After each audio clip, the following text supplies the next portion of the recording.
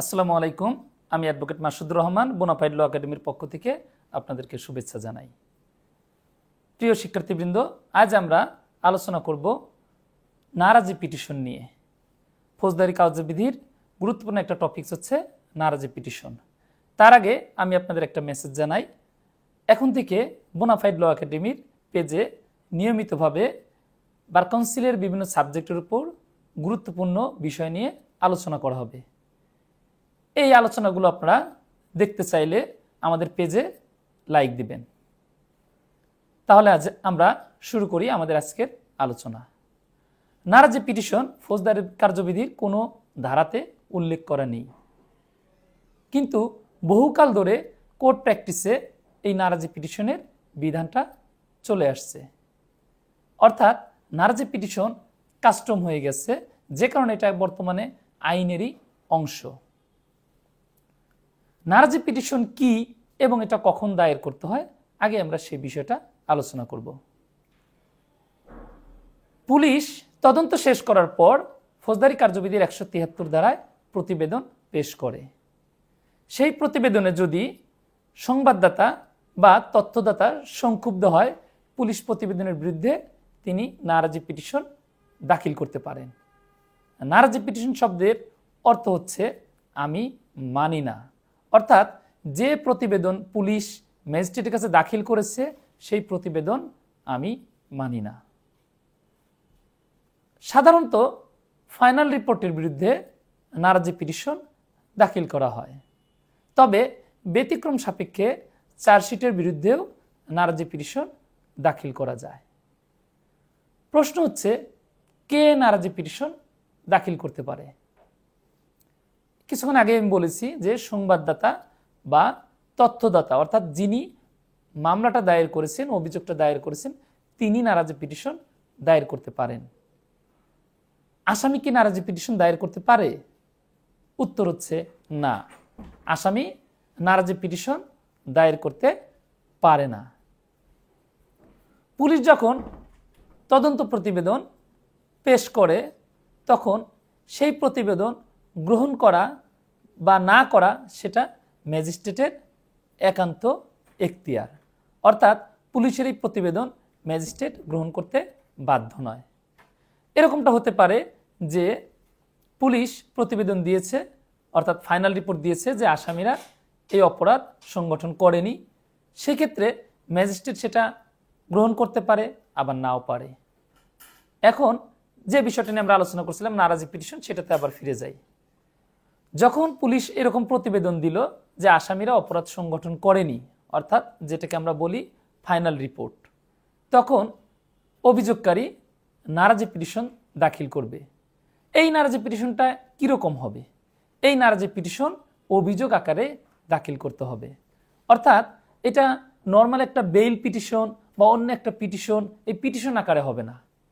একটা সিআর মামলা যেভাবে ফাইল করা হয় আদালতে, ঠিক একই রকমভাবে এটা ফাইল করতে হবে এবং ম্যাজিস্ট্রেট এটাকে অভিযোগ হিসাবে গ্রহণ করে অভিযোগকারীর জবানবন্দি নিয়ে মামলা আমলে নিতে পারে, অথবা অধিকতর তদন্তের আদেশ দিতে পারে। তবে বিভিন্ন রায়ের আলোকে এটা প্রতিষ্ঠা হয়েছে যে যদি নারাজি পিটিশন দাখিল করা হয় ম্যাজিস্ট্রেটের কাছে, ম্যাজিস্ট্রেট সরাসরি সেটা মঞ্জুর বা না মঞ্জুর করতে পারবে না। অর্থাৎ ম্যাজিস্ট্রেটকে এক্ষেত্রে পদক্ষেপ নিতে হবে। হয় অভিযোগকারীর জবানবন্দি গ্রহণের মাধ্যমে মামলাটা আমলে নিবে, আর না হয় তিনি অধিকতর তদন্তের আদেশ দিবেন। সরাসরি মঞ্জুর বা না মঞ্জুর কোনোটাই তিনি করতে পারবেন না। যদি অধিকতর তদন্ত রিপোর্ট আসে এবং সেটাতেও যদি আবার সংবাদদাতা বা তথ্যদাতা সংক্ষুব্ধ হন, তখন তিনি কি করবেন? তিনি আবারও নারাজি পিটিশন দাখিল করতে পারবেন। অর্থাৎ নারাজি পিটিশন দাখিলের কোনো সীমাবদ্ধতা নেই, যেটা একবার বা দুইবার দাখিল করা যাবে এরকমটা না। আবার ম্যাজিস্ট্রেটও যতবার খুশি ততবার অধিকতর তদন্তের আদেশ দিতে পারবেন, এই ক্ষেত্রে কোনো লিমিটেশন নেই। পুলিশ প্রতিবেদনে সাধারণত সংক্ষুব্ধ কে হয়? সাধারণত সংক্ষুব্ধ হয় হচ্ছে তথ্যদাতা বা সংবাদদাতা। আসামি যদি কোনো কারণে সংক্ষুব্ধ ফিল করে বা অনুভব করে, সেক্ষেত্রে আসামির এক্ষেত্রে কোনো প্রতিকার নেই, আসামিকে কোর্টে যেতে হবে এবং এই প্রতিবেদনের যে বিষয়বস্তু অর্থাৎ মামলার যে বিষয়বস্তু সেটা কোর্টে গিয়ে তাকে মিথ্যা প্রমাণ করতে হবে। কিন্তু সংবাদদাতা প্রতিবেদনের বিরুদ্ধে যখন নারাজি পিটিশন দাখিল করবে সেক্ষেত্রে কয়েকটা বিষয় বিবেচনায় নিতে হবে। কীরকম? যদি সেটা ফাইনাল রিপোর্ট হয় সেক্ষেত্রে তিনি অর্থাৎ সংবাদদাতা এরকমটা করতে পারেন যে পুলিশ বা তদন্তকারী কর্মকর্তা সঠিকভাবে ঘটনা তদন্ত করেননি বিধায় এখানে মিথ্যাভাবে ঘটনাটা উপস্থাপন করেছেন এবং প্রকৃত ঘটনা হচ্ছে এই।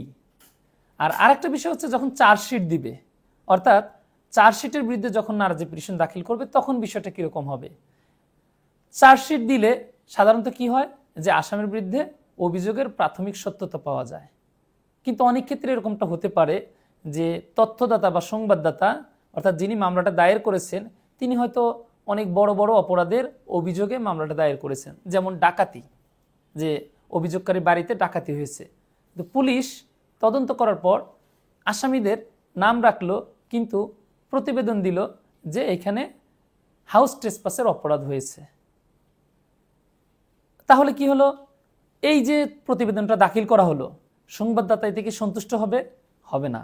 তাহলে সংবাদদাতা ওই চার্জশিটের বিরুদ্ধে নারাজি পিটিশন দাখিল করতে পারে। আবার এরকমটা হতে পারে যে যে সকল আসামির নাম উল্লেখ করে অভিযোগ করেছে তাদের নাম বাদ দিয়ে অন্য কোনো ব্যক্তির নাম দিয়েছে যারা এই ঘটনার সাথে জড়িত না, সেক্ষেত্রেও চার্জশিটের বিরুদ্ধে নারাজি পিটিশন দাখিল করা যাবে। অর্থাৎ প্রচলিতভাবে আমরা যেটা জানি যে ফাইনাল রিপোর্টের বিরুদ্ধে নারাজি পিটিশন দাখিল করা যায়, বিষয়টা পুরোপুরি সত্য নয়। ফাইনাল রিপোর্ট এবং চার্জশিট দুটোর বিরুদ্ধেই নারাজি পিটিশন দাখিল করা যায়। এই নারাজি পিটিশন যদি ম্যাজিস্ট্রেট না মঞ্জুর করে তখন কি হবে? আমরা আগেই বলেছি এটা সরাসরি ম্যাজিস্ট্রেট মঞ্জুর বা না মঞ্জুর কোনোটাই করতে পারেন না। তিনি হয় জবানবন্দি গ্রহণ করবেন না নয় অধিকতর তদন্তের আদেশ দিবেন। তারপরে যখন রিপোর্ট আসবে তখন ম্যাজিস্ট্রেট যদি আবারও নামঞ্জুর করে দেয় নারাজি পিটিশনটা, তখন তার বিরুদ্ধে রিভিশন দায়ের করতে হবে। কোন আদালতে রিভিশন দায়ের করতে হবে? দায়রা জজের নিকট রিভিশন দায়ের করতে হবে। এখন আমি আপনাদের সাথে আলোচনা করব নারাজি পিটিশনের সাথে সম্পর্কিত অর্থাৎ পুলিশ প্রতিবেদনের বিষয়গুলো নিয়ে। আমরা দেখলাম যে 173 ধারাতে পুলিশ প্রতিবেদন দিয়ে থাকে। পুলিশ যদি এই প্রতিবেদনটা দুই রকমভাবে হতে পারে, একটা হচ্ছে ফাইনাল রিপোর্ট আর একটা হচ্ছে চার্জশিট। পুলিশ যদি প্রথমে ফাইনাল রিপোর্ট দেয়, পরবর্তীতে ওই একই বিষয় নিয়ে পুলিশ চার্জশিট দিতে পারবে কিনা? উত্তর হচ্ছে হ্যাঁ, পারবে। অর্থাৎ পুলিশ প্রথমে তদন্ত করে যদি ফাইনাল রিপোর্ট দেয়, অধিকতর তদন্ত করে পুলিশ চার্জশিট দিতে পারবে। কিন্তু পুলিশ যদি প্রথমে চার্জশিট দেয়, পরবর্তীতে ওই একই বিষয় নিয়ে অধিকতর তদন্ত করে কোনো ফাইনাল রিপোর্ট দিতে পারবে না।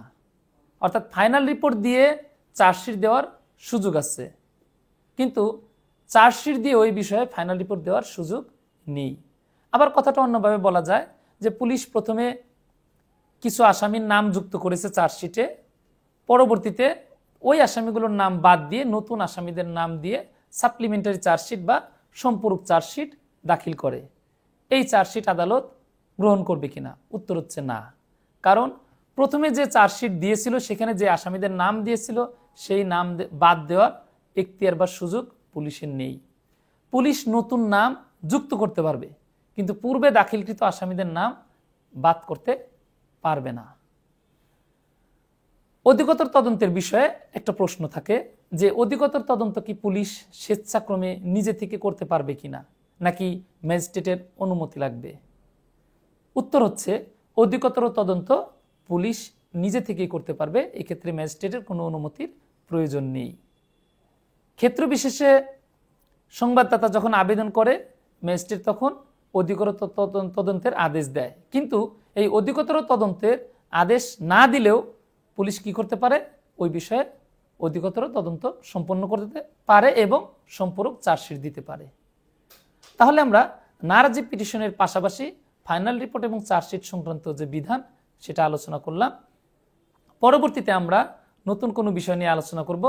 তার আগে আমি আপনাদেরকে আরেকটা মেসেজ দিতে চাচ্ছি, সেটা হচ্ছে প্রিয় বার কাউন্সিল পরীক্ষার্থীগণ, আগামীতে আপনারা যে পরীক্ষাটা দিবেন সেই পরীক্ষার জন্য বোনাফাইড ল একাডেমির পক্ষ থেকে আমরা একটা এক্সক্লুসিভ বই প্রকাশ করেছি, সেটা হচ্ছে বোনাফাইড মডেল টেস্ট। এখানে আপনারা দেখবেন যে এর পাশাপাশি ওএমআর শিট আছে, অর্থাৎ এখানে 50 সেট প্রশ্ন আছে এবং 50 সেট প্রশ্ন পরীক্ষা দেওয়ার জন্য 50টা ওএমআর আছে। আমরা এই মডেল টেস্ট বইটাতে দুই ভাগে এখানে বিভক্ত করেছি। এখানে 20 সেট সাবজেক্ট টেস্ট আছে, অর্থাৎ প্রত্যেকটা সাবজেক্টের উপর প্রশ্ন আছে। প্রশ্নগুলো হচ্ছে এরকম যে আপনার দেওয়ানি কার্যবিধিতে 400 প্রশ্ন, ফৌজদারি কার্যবিধিতে 400 প্রশ্ন এবং আপনার পেনাল কোডে হচ্ছে 400 প্রশ্ন। এর বাইরে সাক্ষ্য আইনে 300 প্রশ্ন, সুনির্দিষ্ট প্রতিকার আইনে 200 প্রশ্ন, তামাদি আইনে 200 প্রশ্ন এবং বার কাউন্সিল অর্ডারে 100 প্রশ্ন। আমরা এই যে সাবজেক্টিভ টেস্টগুলোতে প্রত্যেকটা সাবজেক্টের গুরুত্বপূর্ণ ধারাগুলো বিশ্লেষণ করে এবং প্রায় বেশিরভাগ ধারাগুলো থেকে আমরা কিন্তু এই প্রশ্নগুলো করেছি। এবং এই যখন আপনি 7টা সাবজেক্টের উপর সাবজেক্ট টেস্টগুলো দিবেন, আপনার যেহেতু প্রত্যেকটা ধারা থেকে আমরা প্রশ্নগুলো করেছি, এটা বলা যেতে পারে যে তখন আপনার প্রস্তুতিটা অনেকটাই সম্পূর্ণ হয়ে যাবে। অনেকটাই যখন প্রস্তুতি সম্পূর্ণ হয়ে গেছে, তখন আপনি এই মডেল টেস্ট দিয়ে নিজেকে যাচাই করবেন যে আসলে আপনার অবস্থাটা কি। এই জন্য আমরা এখানে 30টা মডেল টেস্ট দিয়েছি এবং এই মডেল টেস্টের প্রশ্নগুলো কিন্তু ওই সাবজেক্ট টেস্টের প্রশ্নের পুনরাবৃত্তি না।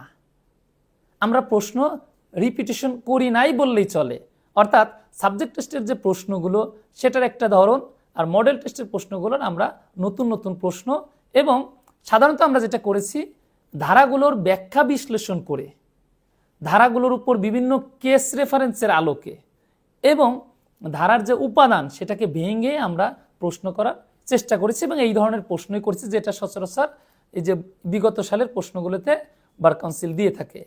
অর্থাৎ আপনারা দেখবেন যে এখানে হয়তো 5000 প্রশ্ন, আপনাদের মনে প্রশ্নই জাগতে পারে যে এত প্রশ্ন কিভাবে বানানো হলো, শুধু ধারা দিয়ে হয়তো ধারার উপর ধারা দিয়েছি এরকম করে প্রশ্ন তৈরি করছে, বিষয়টা এরকম না।